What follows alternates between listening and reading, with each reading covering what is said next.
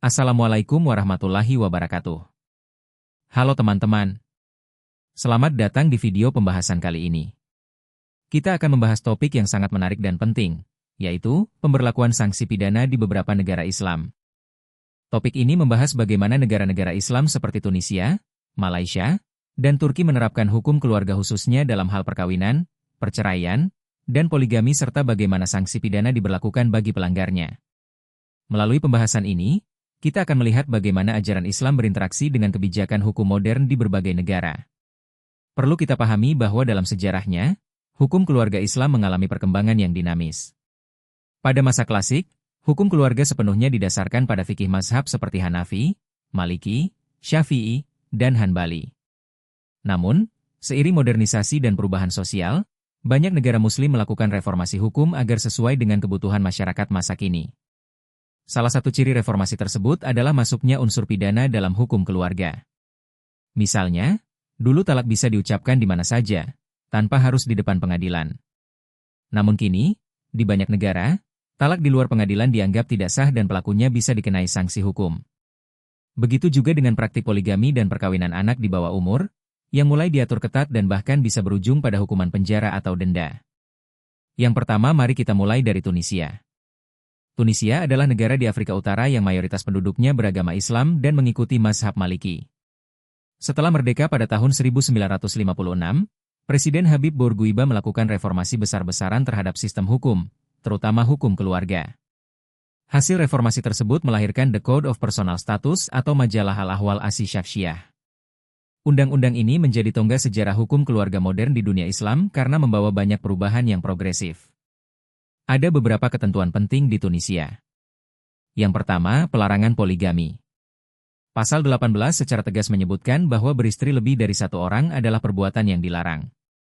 Jika seorang suami menikah lagi sementara pernikahan pertamanya belum putus, maka ia bisa dijatuhi hukuman penjara 1 tahun atau denda hingga 240.000 franc.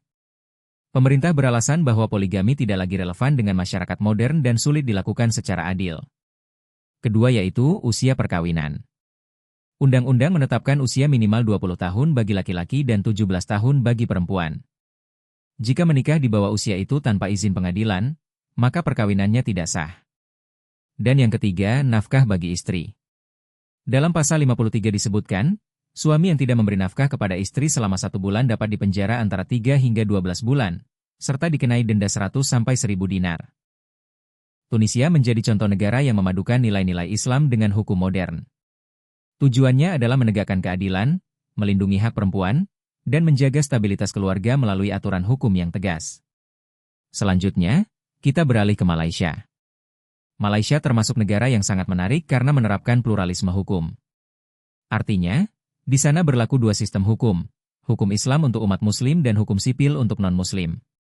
Selain itu, setiap negara bagian memiliki peraturan yang sedikit berbeda dalam hal hukum keluarga. Dasar hukumnya adalah Undang-Undang Keluarga Islam Wilayah Federal tahun 1984, Undang-Undang Nomor 304. Berikut beberapa poin pentingnya. 1. Poligami. Malaysia tidak melarang poligami, tetapi mewajibkan izin tertulis dari pengadilan. Jika seorang suami menikah lagi tanpa izin, ia dianggap melakukan pelanggaran pidana dan bisa dikenai denda maksimal Rp1.000 atau penjara maksimal 6 bulan, bahkan keduanya sekaligus. Di beberapa negara bagian seperti Sarawak, hukumannya lebih berat, denda Rp3.000 atau penjara 2 tahun. 2. Usia perkawinan. Berdasarkan pasal 8, usia minimal perkawinan adalah 18 tahun bagi laki-laki dan 16 tahun bagi perempuan. Pernikahan di bawah umur hanya diperbolehkan dengan izin hakim syariah. 3. Pencatatan dan perceraian. Setiap perkawinan dan perceraian wajib dilakukan di bawah pengawasan pengadilan. Jika seseorang menikah atau menceraikan tanpa prosedur resmi, ia bisa dikenai denda hingga Rp1.000 atau penjara 6 bulan. Dari sini kita bisa melihat bahwa Malaysia mengambil posisi moderat. Negara ini tidak menolak prinsip-prinsip hukum Islam, tetapi juga memastikan tertib hukum dan perlindungan terhadap perempuan dan anak. Dan yang ketiga adalah Turki. Turki memiliki sejarah yang berbeda karena merupakan negara penerus Kekaisaran Ottoman. Namun setelah Perang Dunia Pertama, Turki berubah menjadi negara republik sekuler di bawah kepemimpinan Mustafa Kemal Atatürk. Pada tahun 1926, Turki mengesahkan Turkish Civil Code yang sepenuhnya diadopsi dari hukum Swiss. Sejak saat itu, hukum keluarga Islam tidak lagi berlaku secara formal. Dalam Turkish Civil Code, poligami dilarang total. Pasal 93 menyatakan bahwa seseorang tidak boleh menikah lagi selama pernikahan pertamanya belum berakhir karena kematian, perceraian, atau pembatalan. Jika seseorang melanggar, maka perkawinan kedua dinyatakan tidak sah dan pelakunya bisa dikenai sanksi pidana. Selain itu, hukum keluarga di Turki juga mengatur monogami, kesetaraan gender, dan hak perceraian di tangan pengadilan. Langkah ini merupakan bentuk modernisasi hukum untuk menyesuaikan diri dengan nilai-nilai sekuler dan barat. Meskipun banyak ulama klasik tidak sepakat dengan larangan total poligami, sebagian cendekiawan modern seperti Muhammad Abduh dan Rashid Ridha mendukung pandangan bahwa poligami seharusnya dibatasi karena sulit dilakukan secara adil. Jadi, dari ketiga negara ini, terlihat jelas bahwa setiap negara Islam memiliki pendekatan yang berbeda dalam menerapkan hukum keluarga dan sanksi pidana. Tunisia menempuh jalur reformis dan progresif, melarang poligami, membatasi usia nikah, dan memberi sanksi bagi suami yang lalai menafkahi istri.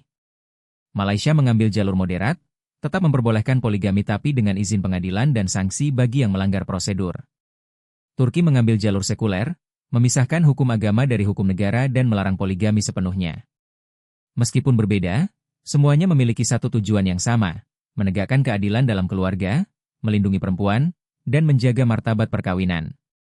Perbedaan ini membuktikan bahwa hukum Islam bersifat fleksibel dan adaptif, mampu menyesuaikan diri dengan kondisi sosial, politik, dan budaya masing-masing negara. Demikianlah pembahasan kita tentang pemberlakuan sanksi pidana di beberapa negara Islam. Dari sini kita belajar bahwa hukum tidak hanya sekadar aturan, tetapi juga cermin dari nilai dan karakter masyarakatnya. Semoga video ini menambah wawasan kita tentang bagaimana hukum Islam diterapkan di dunia modern. Terima kasih sudah menonton, jangan lupa subscribe, like, dan komen. Wassalamualaikum warahmatullahi wabarakatuh.